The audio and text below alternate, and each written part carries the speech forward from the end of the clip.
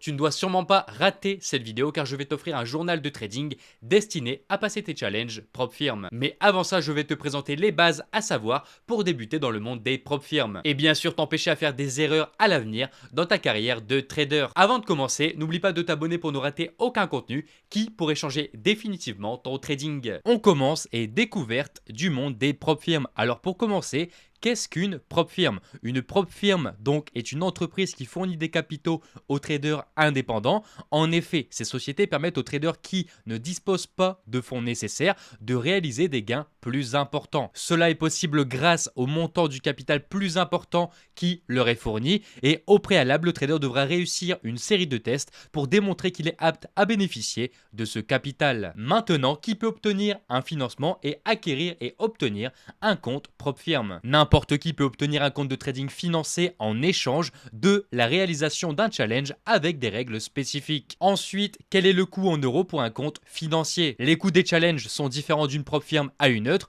Cependant, je vais vous lister les prix pour la propre firme FTMO et notamment cette vidéo sera portée sur la propre firme FTMO. Alors pour obtenir un compte d'une valeur de 10 000 euros, il va falloir sortir de votre poche 155 euros. Pour obtenir un compte à 20 000 euros, il va falloir sortir 250 euros. Un compte à 40 345 euros, un compte à 80 000 euros, 540 euros. Et si vous souhaitez avoir le compte à 160 000 de FTMO, alors vous devez sortir de votre poche 1080 euros. Sachez cependant que si vous réussissez donc les deux phases de FTMO, vous serez remboursé sur le coût de votre challenge. Donc par exemple, si tu prends le compte ici à 20 000 euros, tu seras tout simplement remboursé de 250 euros. La période de test est identique, peu importe le type de compte que vous souhaitez prendre, que vous prenez 10 000 euros ou 160 000 euros, le trading period sera de 30 jours. Donc vous aurez 30 jours pour faire 10% sur le capital que vous avez choisi. Donc par exemple, si vous avez choisi le capital à 160 000 euros,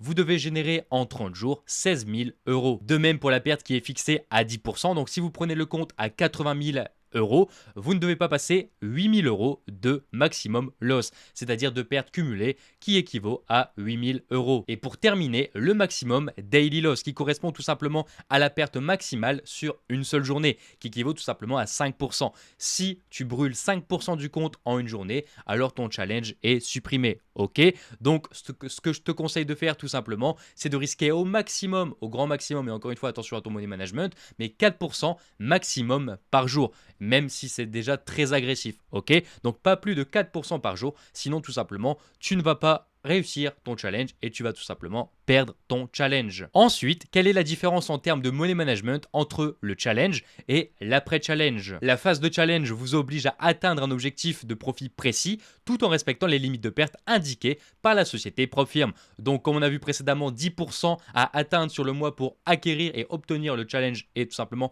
passer à la phase numéro 2 et vous ne pouvez pas perdre plus de 10% donc sur le mois et pas plus de 5% sur une journée. Ok, et si vous ne parvenez pas à valider les objectifs demandés, vous n'obtiendrez pas de compte financé. Le money management sera plus agressif pendant la phase challenge car vous avez des objectifs de profit à atteindre. En revanche, une fois que vous obtenez le compte financé, les objectifs de profit seront réduits pour respecter la règle des 10% de drawdown sur le compte tenu. Je m'explique. Pour la phase challenge, vous avez un objectif, ok, mais pour l'après-challenge, c'est-à-dire après la phase numéro 2, vous n'avez pas d'objectif. Et donc c'est normal d'adapter son money management entre le challenge et l'après-challenge. Le but de l'après-challenge est tout simplement de garder son compte le plus longtemps possible. Et donc je vous conseille tout simplement de diviser votre money management par 10. Si de base tu risques 1% pendant ton challenge et tu dis ok, si je fais 10 pertes alors je perds mon challenge, alors je t'invite à risquer 0,1% sur l'après-challenge au maximum. Ok, ça peut choquer certaines personnes, mais comptez tout simplement si vous risquez 1% par position à l'après-challenge, en 10 trades, vous perdez alors votre compte financé. Maintenant, si vous risquez 0,1%, il vous faudrait tout simplement 100 trades pour perdre votre compte que vous avez durement obtenu. Ensuite, le day trading est-il plus avantageux que le swing trading pour les challenges? En théorie, il serait possible d'utiliser n'importe quel type de trading pour obtenir un compte financé. Cependant, dans la pratique, le day trading et les stratégies avec des unités de temps très courtes et courtes sont favorisées et plus faciles tout simplement à utiliser lors d'un challenge comme celui de FTMO. Mais alors, pourquoi Pourquoi? En fait, c'est très simple. Si par exemple tu trades et ton plan est fixé sur les unités de temps 4 heures et plus, imaginons tu trouves une opportunité la deuxième semaine de ton challenge FTMO, ok? Tu peux prendre cette position, donc tu es en position par exemple sur l'euro USD sur un setup en 8 heures, ok, mais ce trade a de très faibles chances d'arriver à son take profit ou à tout simplement un profit vraiment intéressant et important avant 3 semaines d'évolution. Si tu as 4 semaines pour valider un challenge et que tu prends une position à la deuxième semaine, il te reste tout simplement 3 semaines pour l'évolution de ton trade. Et il y a des opportunités donc en swing trading long terme, donc 4 heures et plus, qui peuvent durer tout simplement 1 mois et demi, voire 2 mois. Tu comprends tout simplement pourquoi favoriser les unités de temps plus courtes est tout simplement plus facile pour respecter ton plan et pour tout simplement valider un challenge. On continue sur la même idée et quelles stratégies sont utilisées pour les prop firms? Bien sûr, comme dit précédemment, une stratégie utilisant des unités de temps courtes, souvent inférieures à 1 heure. Donc tout à l'heure j'ai dit 4 heures, mais vraiment 1 heure c'est vraiment l'idéal. En dessous d'1 heure c'est vraiment top et préférable car prendre des positions journalières ne vous permettra tout simplement de jamais clôturer vos positions dans le délai imparti, notamment lorsqu'il s'agit d'un FTMO challenge. Et pour imaginer tout ça, on se retrouve directement sur un graphique et imaginez ici que je prends position donc la deuxième semaine de mon challenge FTMO et que le marché commence à consolider donc pendant 2 à 3 semaines. Eh ben, vous en doutez donc que je n'aurai jamais généré du profit assez intéressant pour toucher mon take profit, même l'évolution du marché aurait stagné dans cette consolidation. Je n'aurais ni touché mon stop loss, donc ni mon take profit avant la fin du challenge. Et c'est pourquoi tout simplement il faut favoriser les unités de temps inférieures à 2 heures, à 1 heure et avoir des opportunités qui durent tout simplement moins d'un mois. Mais encore une fois, ça, vous devez le savoir avant parce que la stratégie que vous avez choisie tout simplement a été backtestée et vous avez une vision potentielle sur combien de temps dure un trade, donc grâce à votre stratégie. On continue et une question qui est souvent revenue, l'imposition chez FTMO. Mais avant de commencer, est-ce que FTMO est légal? Et si nous n'analysons leur fonctionnement à aucun moment, nous touchons aux capitaux propres de FTMO. Le trading s'effectue à travers des comptes de démonstration, donc avec un capital fictif. Et FTMO se contente de copier vos positions. Ce sont eux qui prennent la décision de suivre ou non vos positions. Vous n'intervenez pas directement dans la gestion de leurs capitaux. Et donc c'est eux qui ont le choix et vous n'êtes pas dans l'illégalité si vous tradez chez FTMO. Je rappelle cependant que si vous exercez cette activité de manière régulière, il est indispensable de créer son auto-entreprise et dans ce cas le statut d'auto-entrepreneur est validé et autorisé. Votre chiffre d'affaires néanmoins ne doit pas dépasser le montant des 72 600 € et au-delà de ce seuil, alors il faudra tout simplement créer une structure adaptée telle que EURL, SARL, SASU ou encore SAS. Maintenant, quelles sont les étapes à suivre pour obtenir un compte financé chez FTMO? Première étape, apprendre les bases du trading par cœur. Et là, tout simplement, vient et intervient ma chaîne YouTube. Foncez directement dans les playlists de la chaîne et vous avez tout simplement une formation gratuite de plus de 50 épisodes avec des stratégies backtestées. Voilà, vraiment énormément d'informations pour vous faire tout simplement consolider et apprendre les bases du trading par cœur. Deuxième étape, maîtriser une stratégie et ne plus faire d'erreurs liées au plan de la méthode que vous avez sélectionné. Troisième étape, devenir rentable sur un compte de démonstration. Quatrième étape, devenir rentable sur un compte de trading réel pour s'entraîner et maîtriser sa psychologie sur les marchés en live. Et cinquième et dernière étape, après avoir passé plus de 6 mois sur un compte réel en terminant bien sûr le compte en profit, voilà, c'est pas nécessaire de faire 10% par mois, il vous est alors possible de vous lancer dans l'aventure des prop firms.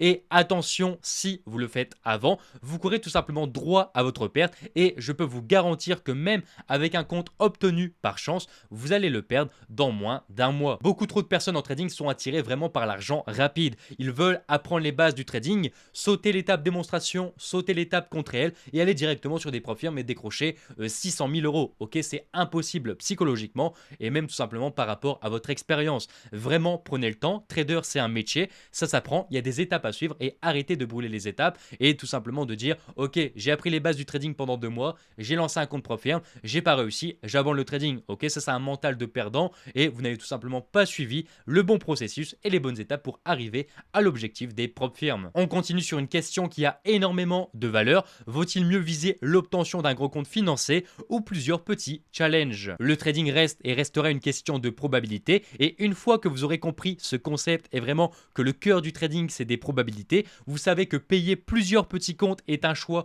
plus judicieux et que de partir sur un gros compte est vraiment une erreur. Alors pourquoi? Car même les meilleurs traders réalisent des mois en négatif, et ce qui signifie que tu peux utiliser l'ensemble de tes fonds que tu as économisé pour obtenir le plus gros compte financé et ne pas les réussir tout simplement car tu es tombé sur un mois négatif sur ta stratégie et ta méthode de trading et que les probabilités tout simplement n'étaient pas de ton côté. Et donc la meilleure solution est de loin de choisir des multiples comptes à faible coût, puis de réaliser des profits pour plus tard, acheter et obtenir des plus gros comptes financés. Donc c'est très simple, la chronologie va être simple. Tu vas commencer sur les petits comptes, tu vas obtenir donc phase 1, phase 2, tu vas obtenir le compte financé, tu vas réaliser du profit, tu vas faire tes premiers retraits. Avec ces premiers retraits, tu vas tout simplement acheter un compte un peu plus conséquent, tu vas l'obtenir, tu vas retirer sur ce même compte et ainsi de suite, ok, jusqu'à atteindre tes objectifs financiers. Et si tu vas atteindre, je sais pas, 160 000, 300 000, 600 000 euros de financé sur une prop firme, alors c'est la meilleure idée et la meilleure solution pour y arriver.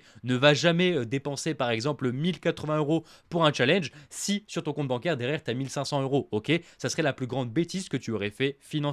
Ensuite, une question qui revient très souvent sur la chaîne: pour un débutant, vaut mieux favoriser les prop firmes ou le trading réel sur un compte tout simplement basique réel? Je conseille à tout débutant en trading de favoriser un compte de trading réel avec un faible montant. Cela tout simplement sera beaucoup plus facile que de réussir en prop firme pour les débuts en trading. Car sur un compte réel basique de trading, il n'y a pas de règles. Et en prop firme, vous avez des règles à respecter, ce qui rend l'activité plus difficile à pratiquer et à respecter. Mais bien sûr, une fois l'expérience obtenue sur un compte de trading réel, vous pouvez alors vous tourner et vous orienter sur les prop firmes. Maintenant, un des sujets les plus importants de cette vidéo, la spirale négative des prop firmes qui peut vous faire tout simplement arrêter le trading. Pour commencer, il faut bien comprendre que perdre un challenge fait partie du trading et vous ne devez en aucun cas vous blâmer, vous rabaisser et vous dénigrer si vous ne réussissez pas votre challenge. Et beaucoup trop de personnes se découragent après avoir échoué un challenge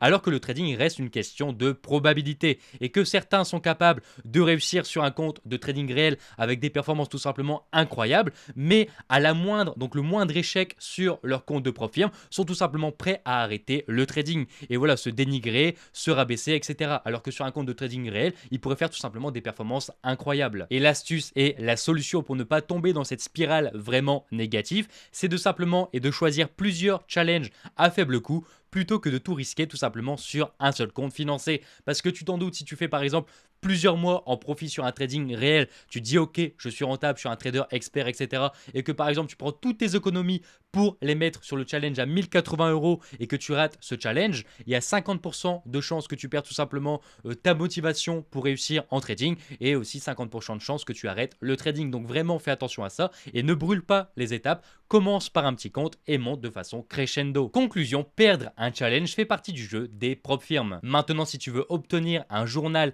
et un plan de trading conçu uniquement pour FTMO et les prop firmes qui y ressemblent, je t'invite tout simplement à télécharger le lien dans la description de la vidéo et aussi tu auras mon avis sur pourquoi personne ne parle du taux d'échec des prop firmes et aussi le business model des prop firmes. Donc encore une fois, tu as juste à cliquer dans le lien en description et tu auras mes explications sur les sujets que je viens de te dire, mais également le journal et le plan pour passer les challenges FTMO. J'en ai terminé avec cette présentation et surtout n'oubliez pas de télécharger gratuitement les documents disponibles directement dans la description de la vidéo. Et avant de se quitter, dites-moi dans l'espace commentaire quel est votre objectif en tant que trader indépendant.